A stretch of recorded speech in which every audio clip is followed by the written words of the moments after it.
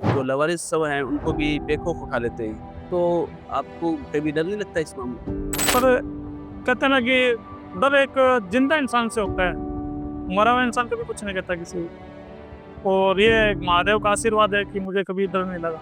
आपको कभी अपने दोस्तों में या अपने चाहने वालों में कभी तारीफ़ भी मिलती होगी, कभी बुराई भी मिलती होगी, ऐसा कोई सामना नहीं करना पड़ा आपको कभी? हाँ, बिल्कुल करना पड़ता है, लेकिन मेरे को ना तारीफ़ की चाहना नहीं है, मेरा ये कर्म है, वो मैं कर रहा हूँ। कभी बार ऐसा हो जाता है कि एक बार हम 5-7 दोस्त इकट्ठा थे और कहीं खाना खाने गए हुए थे, तो उसमें से एक जना बोलता है कि हम तो कटारे का फिर खाना नहीं खाते। दूसरे वाला पूछता है क्यों, मैं कटारे का फिर क्यों नहीं खाएगा? तो कहता है ये तो यार सारा दिन सुनसान में पड़ा रहता है और वहाँ रास्ते चलाता है, हॉस्पिटल में पड़ा रहता है, पता भी नहीं नहाया है कि नहीं नहाया। तो वहाँ थोड़ा यार मतलब तो ऐसा लगता है कि नहीं, अजीब नहीं लगता। तो एक मतलब ये होता है कि अपने कर रहे हैं कुछ, इस जीवन को जियो। अगर किसी तरह की कोई प्रॉब्लम होती है तो उसे अपने परिवार में, अपने पापा से, मम्मी से, बहन से, भाई से या अपने दोस्तों से, सबसे बड़ा सर्कल होता है दोस्तों का। दोस्तों में बात शेयर करो, हर चीज़ का सॉल्यूशन मिलता है, ना कि जीवन खत्म करने का ही सॉल्यूशन होता है।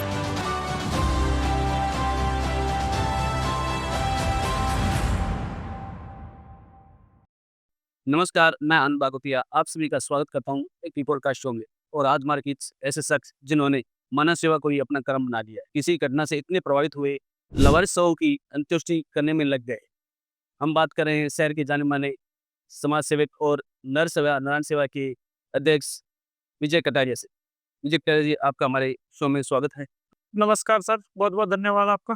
कटारिया जी, जिस उम्र में लोग अपने करियर बनाने के लिए सोच रहे थे, उस उम्र में आपने मानव सेवा में ही अपने जीवन समर्पित करने के लिए कैसा सोचा? देखो सर कि हर इंसान के जीवन में उसके माँ-बाप का सबसे बड़ा हाथ होता है, उसका करियर बनाने में या उसे किस मार्ग में जाना चाहिए। तो मेरी जो फैमिली है वो पूरी फैमिली समाज सेवा के कार्यों में लगी है। जब से मैंने समझ पकड़ी तो मैंने उनको देखा तो वो समाज सेवा के कार्यों में ही लगे हुए हैं। मेरी माताजी है जो पहले जब मैं बच्चा था उस टाइम मैं देखता था कि मम्मी है जो गरीब लोगों के साथ किसी का अगर किसी को पानी की समस्या हो या किसी की पेंशन की समस्या हो नगर पालिका में तो वो उनके साथ जाते थे।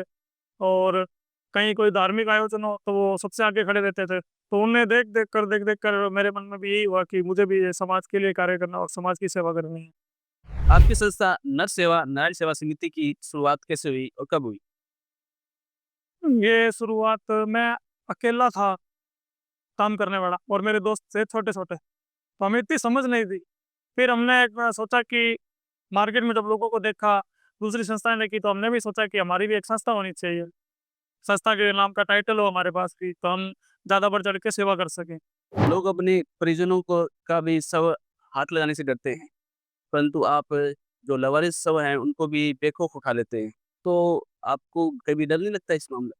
सर कहते हैं ना कि डर एक ज़िंदा इंसान से होता है, मरा हुआ इंसान कभी कुछ नहीं कहता किसी को। और ये एक महादेव का आशीर्वाद है कि मुझे कभी डर नहीं लगा। मैं नहर में आई डेड बॉडी भी निकाल लाता हूँ, मैं सड़क दुर्घटना होती है वहाँ से भी डेड बॉडी उठा लाता हूँ। और कहीं अगर किसी ने फांसी ले ली हो, मैंने मेरे लाइफ में ऐसे भी काफ़ी किस्से हैं कि कोई फांसी पे टंगा हुआ है और मैंने उसको अपने हाथों से उतारा है। तो मेरे सामने कभी ऐसा डर वाला कोई नहीं हुआ। आप खुद महाकाल बन गए हो। महाकाल उसकी तो बराबरी नहीं कर सकते। कभी आपको ऐसी सिचुएशन का सामना नहीं करना पड़ा कि आपने किसी लवारिस की अंत्येष्टि करवा दी, उसके बाद उसके परिजन आपके पास आए कि आपने क्यों करवा दी?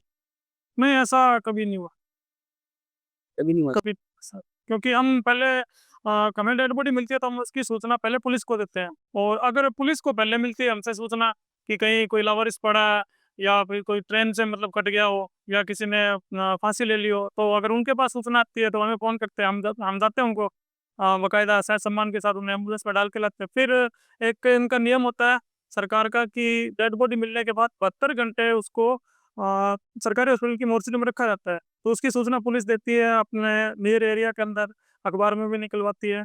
तो 72 घंटे तक अगर कोई आए तो उनका परिवार वाला उनको ले जा सकता है। अगर नहीं आए तो 72 घंटे बाद हम उनका विधिवत पूर्ण संस्कार कर देते हैं। आप बोल रहे हो कि लवारिस शवों का विधिवत संस्कार करते हैं। विधिवत संस्कार का मतलब? विधिवत संस्कार का मतलब है जैसे आज मान लो किसी आम परिवार में अगर किसी की मृत्यु होती है तो उसको सबसे पहले नहलाया जाता है, उसको कपड़े के अंदर लपेटा जाता है, फिर उसको 4 भाई उठा के ले जाते हैं और श्मशान भूमि में जाने के बाद मान लो कि जैसे भी वो नारियल है, हवन सामग्री है, देसी घी है, चंदन की लकड़ी है, तो ये सारा सिस्टम हम अपनी तरफ संस्था की तरफ से करते हैं उसके साथ, मतलब जैसा भी हमने देखा है या मैं जहाँ तक मेरे को जानकारी है, तो हम वो पूरा करते हैं। नहीं, इसमें भी जैसे नॉर्मल कभी हिंदू है या मुसलमान हो तो इसका कैसे पहचानते हो कि भी ये किस तरह की आप किस वजह से सोचते हो कि भी इसका अंत्येष्टि हिंदू परंपरा से होना चाहिए या मुस्लिम परंपरा या अदर कोई धर्म की हो? नहीं, देखो जी, ये ऐसा ना कि जब कोई डेड बॉडी मिलती है तो उसको हम हिंदू रीति-रिवाज से ही करते हैं। उसकी कोई पहचान बताने वाला तो होता नहीं है। तो हमारा मानना है कि ये सब महादेव की संतान है, तो महादेव के चरणों में जानी चाहिए।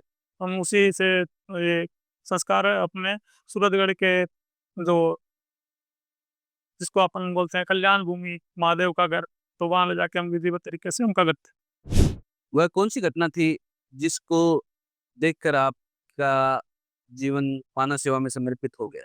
मैं जब दिल्ली गया हुआ था, तो वहाँ मैंने स्टेशन के बाहर खड़ा था, तो मैंने देखा था कि सर्दियों का टाइम था और एक साधु सड़क पे मरा पड़ा था। तो किसी ने उसको जाके देखा नहीं और आनन-फानन में किसी ने नगर निगम को फ़ोन करा और वहाँ से नगर निगम की जो गाड़ी आई, उन्होंने उस साधु को उठाया और उससे कचरे की ट्राली के अंदर डाल के वो मतलब ले गए। मेरी इच्छा हुई थी कि ये इस बंदे के साथ क्या करेंगे? तो मैं भी उनके पीछे-पीछे चला गया। वहाँ जाकर देखा तो वहाँ के कर्मचारियों ने जो होते हैं वो उठाने वाले, वो आए थे तो कचरा-वचरा इकट्ठा करा और थोड़ी बहुत लकड़ियाँ इकट्ठी करी और बस वो थोड़ा ये घटना थोड़ी अजीब-सी मेरे मन में घर कर गई कि यार, जितने जिस इंसान का कोई उसे कुछ मिला नहीं, मरने के बाद तो उसे सँभाला जाए कम से कम। तो उन्होंने बिना उसको नहलाए, बिना कोई कफ़न दिए वगैरह उसका आनंद थे। हाँ, उसी को कंडीशन उनको जला दिया। तो वो घटना मेरे दिल में घर कर गई कि यार नहीं, जहाँ तक मेरी कोशिश होगी तो मैं जितने जी किसी इंसान को बिना कफ़न या इस हालत में उसका संस्कार नहीं होने उसके बाद मैं उसके बाद मेरा मन इसी काम में लग गया और यही काम मैं लाइफ टाइम भी करूँगा। जब इस घटना को देखा तो और उस घटना बाद भी अगर वो मन में आती है, कई बार होता है कि कहीं डेड बॉडी लेने जाओ तो वो इस हालत में होती है कि वही दिल्ली वाली घटना मेरे आँखों के सामने आती है। बहुत ज़्यादा भावुक हो जाते हो आप। अब वो थोड़ा नर्वस हो जाता हूँ। करियर की बात करते हैं तो आपकी एजुकेशन क्या है? मैं बीए मेरी कंप्लीट है, एमए मैंने बीच में छोड़ दी थी। एमए बीए कंप्लीट हाँ, किया। बीए कंप्लीट है मेरी। एमए 1 साल करा था उसके बाद छोड़ दी वो। कुछ निजी निजी लाइफ में मेरा खुद का जो काम है, वो मेरा फ्रूट का काम है। सब्जी मंडी सूरतगढ़, उसके अंदर मेरे नाम से अकाउंट भी है। जिन ठेकेदारों से मैं सब्जी लेता हूँ, तो वहाँ मेरा और मेरे पिताजी का काम चलता है। वहाँ से हम सब्जी लेते हैं, सब्जी लेने के बाद मैं एयरफोर्स एरिया और छावनी एरिया के वहाँ सप्लाई करता था अंदर भी तब। आपके परिवार वाले इस कार्य को आपको सपोर्ट करते हैं क्या? बिल्कुल, खुले दिल से, कभी रोका नहीं उन्होंने, कभी मेरे को ये नहीं कहा कि तू क्यों चाहता है ऐसा काम करने या और जब मैं हॉस्पिटल से या उनका संस्कार करके घर आता हूँ, तो मेरे कपड़ों में बहुत ज़्यादा स्मेल आती है, तो वो भी वो प्यार से धो देते हैं उसको, कुछ नहीं कहते मेरे को। कहते आप कोई ना। आप शादीशुदा हो या नहीं? वहाँ शादी की थी लेकिन उसके थोड़े विचार अलग थे, मेरे अलग थे, तो हमारा डिवोर्स हो चुका है। विचारों का मतलब विचार मतलब वो जो आपके ये काम उनको पसंद नहीं था या कोई और पसंद? नहीं उसके मतलब इस बारे में ज़्यादा तो नहीं लेकिन थोड़ा-सा कहूँगा कि उसके विचार और मेरे विचार मिले नहीं कभी, हमारे कभी बने नहीं। क्योंकि जो लाइन मैंने पकड़ रखी है, वो लाइन शायद कुछ लोगों को नापसंद हो और ये जो मैंने ये सोचा है कि ये मेरा कर्म है, मैं करूँगा, तो ये काम मैं नहीं छोड़ सकता। आपका वैवाहिक वो कुछ सोशल मीडिया में भी थोड़ा-सा वायरल हुआ था हाँ, समय बिल्कुल हुआ था। तो पूरे सूरदेव को पता ही है। उनके बारे में नहीं, वो अपन उसके बारे में कुछ नहीं करा। वो अपनी लाइफ़ में खुश है, अपन अपनी लाइफ़ और आप भविष्य में आपकी शादी या कुछ करने की नहीं, फिलहाल तो ऐसा कोई विचार नहीं है और जहाँ तक मेरा परिवार अगर स्वस्थ रहा तो मैं शादी नहीं करूँगा, यही काम करूँगा, सेवा करूँगा वही। क्योंकि बसा बात देखो ना कि मैं घर पे रात को 2 बजे जाऊँ तो मेरे घरवाले मेरे को ये नहीं कहते कि इतना लेट क्यों आया है? वही कहते हैं अच्छा काम तू करे रख। मतलब खुले दिल से मेरे को सपोर्ट करते तो शादी नहीं हैं। करोगे? शादी कोई विचार नहीं अभी तक। क्या तुम शादी करके ये परंपरा आगे चलाओ तो आपका कुछ नहीं, अभी मैंने कुछ सोचा नहीं ऐसा, आप फ्यूचर में हो सकता है कर सकते हो आप। इसके बारे में अभी कुछ नहीं कह सकता। जी, जी। आपकी संस्था जो है जो ये विधिवत संस्कार किया जाता है उसमें खर्चा होता है, तो ये फंड कहाँ से आता है? हमारी संस्था के पहला नियम तो ये है कि हम बाहर से डोनेशन माँगने नहीं जाते। जब से इसका गठन हुआ था, तो इसके अंदर जैसे मान लो जितनी भी डेड बॉडी आती थी, तो उनका खर्चा है जो राधे सारस्वत जी हैं, जो समिति के संस्थापक हैं, उनके द्वारा ये स्टार्ट करवाई गई थी। क्योंकि मेरे को नॉलेज नहीं था, उन्होंने कागज़ वो सब तैयार करवाए। उसके बाद है राजेंद्र जी सोनी हैं, उन्होंने भी काफ़ी मदद करी थी, जो संरक्षक थे। और उसके बाद में रवि जी बिश्नोई, जो समिति के सचिव हैं, नियर कोर्ट के पास उनकी सनराइज़ फोटो स्टेट के नाम से दुकान है। और मैं था, और कुछ मेरे जो दोस्त मेरे से जुड़े हुए हैं। तो हमने एक ये सोचा था कि अगर हमने संस्कार करवाना ही है, तो हम बाहर से डोनेशन नहीं माँगेंगे, और हम सब मिलकर ही वो खर्चा उठाते थे। उसके बाद में हमारी संस्था के अंदर पिछली दिवाली को सुरदुर शहर के बहुत ही नेक दिल इंसान है, बाबा शाह है, लड्डू जी मुदगल, विजय मुदगल नाम है उनका। तो उन्होंने संस्था के लिए 1 साल का जितनी भी डेड बॉडी आएगी, संपूर्ण खर्चा उनके द्वारा उठाया जाता है। आपके संस्था में और कोई कौन-कौन से कार्य करते हैं?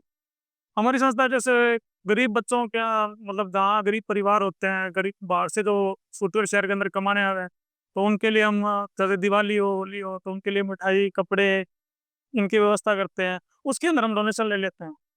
चाहे हमें कोई अपनी इच्छा से देना चाहे, तो हम लेते हैं, कोई मिठाई दे देता है, कोई कपड़े दे देता है, कोई किसी प्रकार की हेल्प करता है, तो वो सारे मतलब उनके लिए हाँ, बच्चों के लिए करते हैं। और दूसरा जो है, एक हम सालासर बालाजी के लंगर लेके जाते हैं, उसके अंदर भी हम डोनेशन लेते हैं।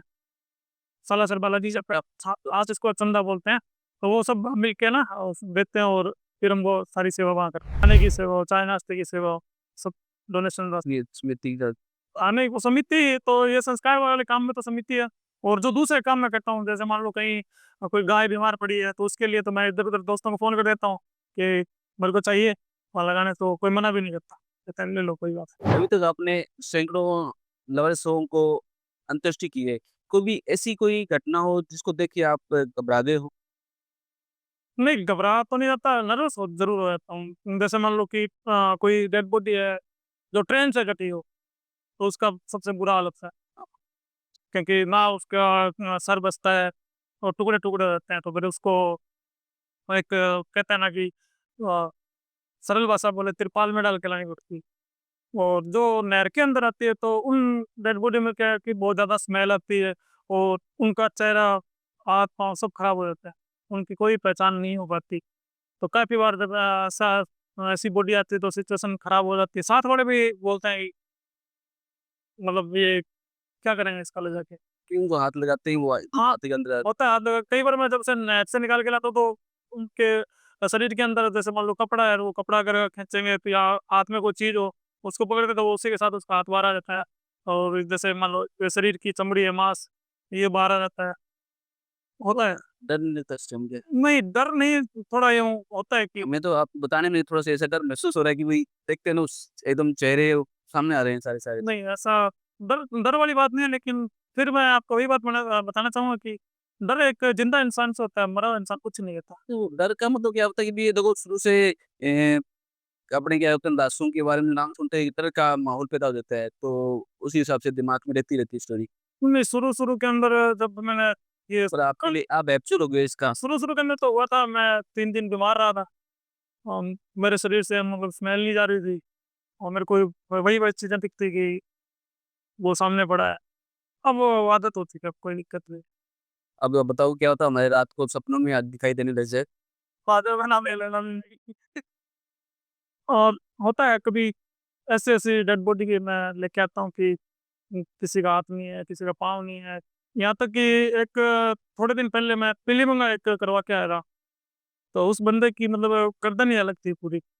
ट्रेन से कटा हुआ था, और उनकी कोई पहचान नहीं हुई, तो पुलिस द्वारा मेरे को सूचना मिली थी, रेलवे पुलिस द्वारा, कि पीलीमंगा में ऐसे करके, और आपने उसका संस्कार करो ना। यहाँ से जब हमारी टीम गई, तो हमने देखा वो डीप फ्रीज में लगा पड़ा था, तो उसका सर अलग था, और उसका जिस्म अलग था, एक हाथ अलग था उसका। एक तो पुलिस वाले आपको ही सूचना क्यों देते हो?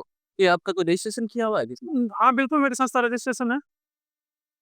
न मतलब इस काम के लिए रजिस्ट्रेशन है? हाँ, काम के लिए रजिस्ट्रेशन है। इसके अंदर हमारे पास 7 काम हैं। एक तो गौवंश की सेवा है, जहाँ कहीं भी अगर गौवंश होती है बीमार या एक्सीडेंट वगैरह, तो उसका रजिस्ट्रेशन हमारा, उसकी छूट है हमें। और दूसरा जो ये लावारिस है, वो सबसे मेन काम यही है हमारा, लावारिस, डेड बॉडी अगर कहीं आए तो उसका भी रजिस्ट्रेशन है। और 20 16 58 नंबर मेरी रजिस्ट्रेशन संस्था का, 20 20 16 58। तो ये रजिस्ट्रेशन भी हमने करवा लिया था, क्योंकि कई बार होता है ना कि हमें कोई रोक के ना काम से आप सर पीलीभीत कोई एरिया भी पता होगा क्या आपका? हम लगभग यहाँ से पीलीभीत भी मैं बीकानेर तक करवा के आता हूँ। बस एक मिलना चाहिए कि वहाँ अपने को सेवा करना, सूचना मिलनी चाहिए, अपन कहीं भी चला जाता है। जैसे अब ये हनुमानगढ़ में करवाया, पीलीभीत में करवा दी, बीकानेर करवाया, और इधर ये तो जैतसर से आगे है 10 सरकारी, वहाँ से भी मैंने ऐसे डेड बॉडी काफ़ी बार निकाल के ला चुका हूँ। नहीं, जैसे जिस एरिया में जैसे मान लो मानगढ़ में या आप बता रहे हो बीकानेर जाके आपको लवाल सव की सूचना मिली, तो ये बीकानेर ही अंत्येष्टि कराते हो या सूरतगढ़ लेके आते हो आप?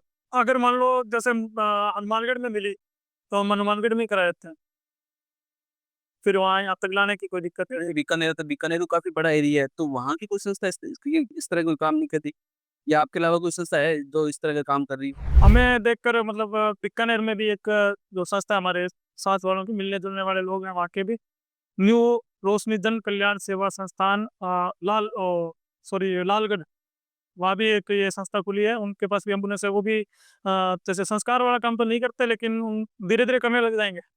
आप तो अभी वो प्रोवाइड हाँ, अभी क्या है कि उन्होंने एक एम्बुलेंस लिया, तो मेरे को बुलाया भी था उन्होंने। वो एम्बुलेंस बीकानेर एरिया के अंदर कहीं भी मान लो एक्सीडेंट हो जाए, या कहीं किसी को डिलीवरी की समस्या हो, वैसे कहीं कोई अप्रिय घटना हो, तो 24 आवर फ्री उनकी सेवा वो चल रही है। तो आपकी भी है शायद एम्बुलेंस? हाँ, एम्बुलेंस है अपने पास, अपनी एम्बुलेंस भी जाती है।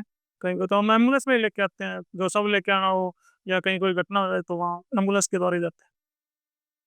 पहले जब नहीं थी तो प्राइवेट गाड़ियों में लाते थे, लेकिन अब जब हमें उपलब्ध है साधन, तो एम्बुलेंस के द्वारा सेवा करते हैं। बहुत सारी कार्य संस्था के मेन तो कार्य था लावारिसों का संस्कार करवाना। इसके अलावा भी हम संस्था में काफ़ी, जैसे आप पूछ रहे हो कि काम करते हैं, तो हमारे साथ वाले जो हैं, तो जैसे किसी गरीब बच्चे की शादी हो, तो हम उसके अंदर भी सहयोग करते हैं।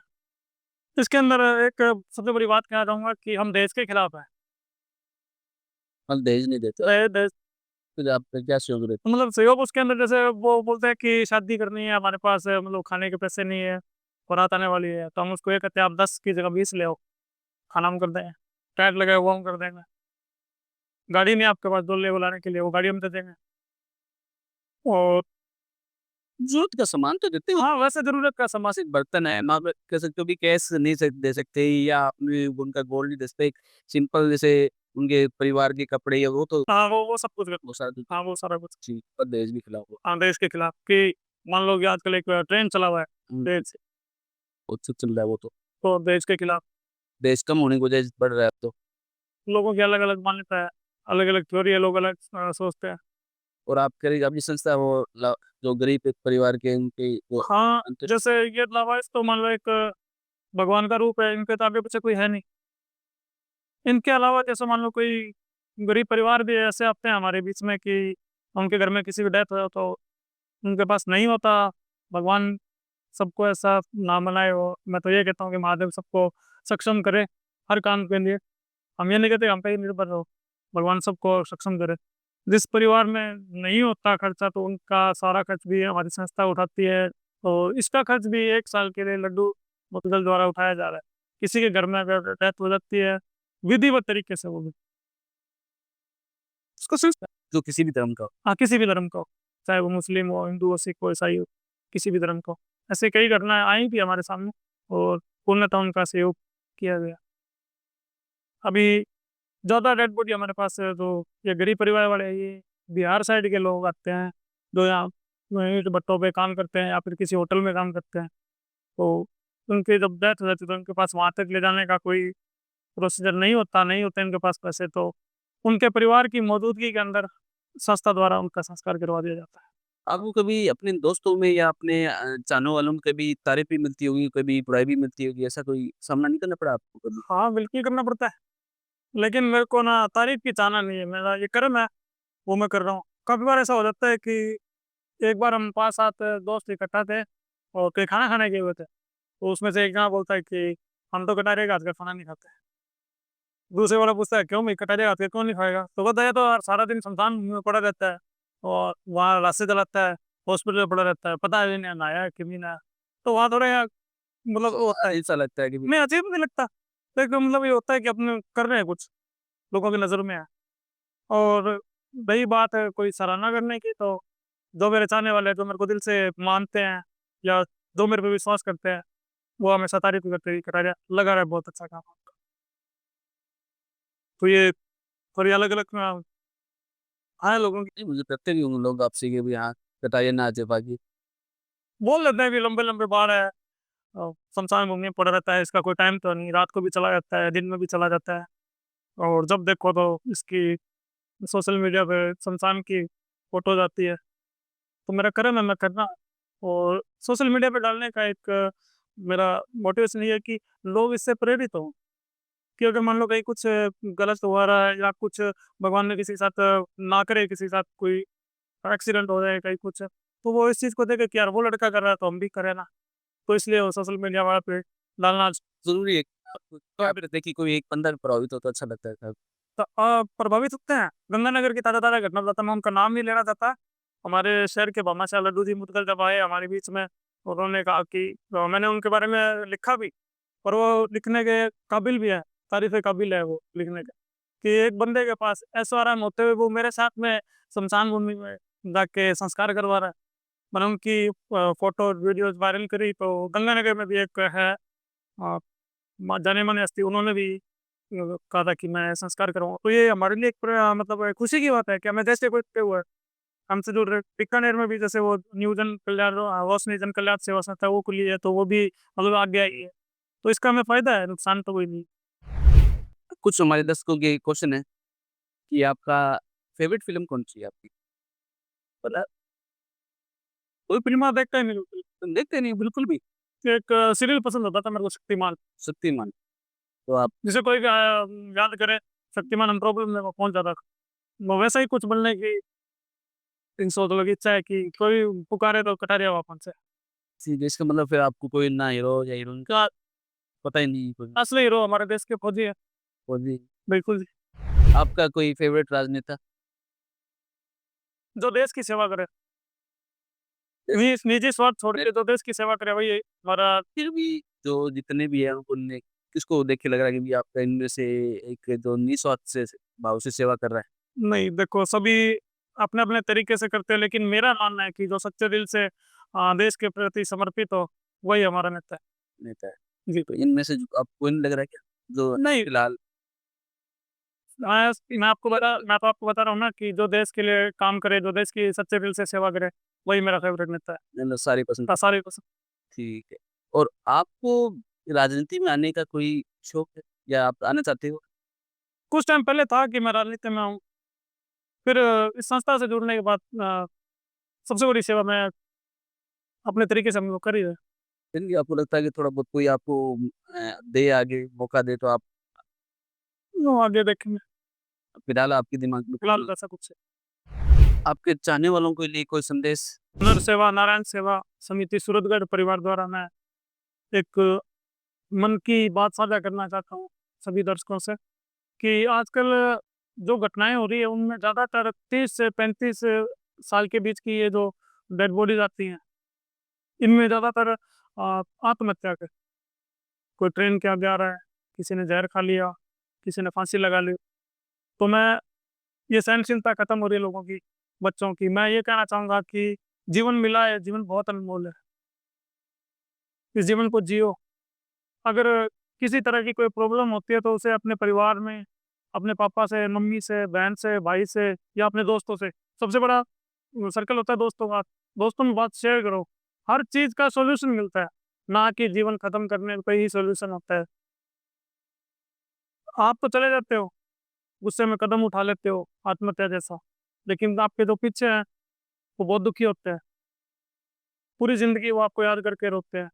तो सभी से निवेदन रहेगा मेरा कि ऐसा गलत कदम कभी मत उठाना और ज़्यादा से ज़्यादा अपने जीवन को जियो, लोगों की मदद में लगाओ उसको और अपने परिवार परिवार के बारे में सोचो और ज़्यादा से ज़्यादा नर सेवा नारायण सेवा समिति सूरतगढ़ परिवार से आप लोग जुड़ो।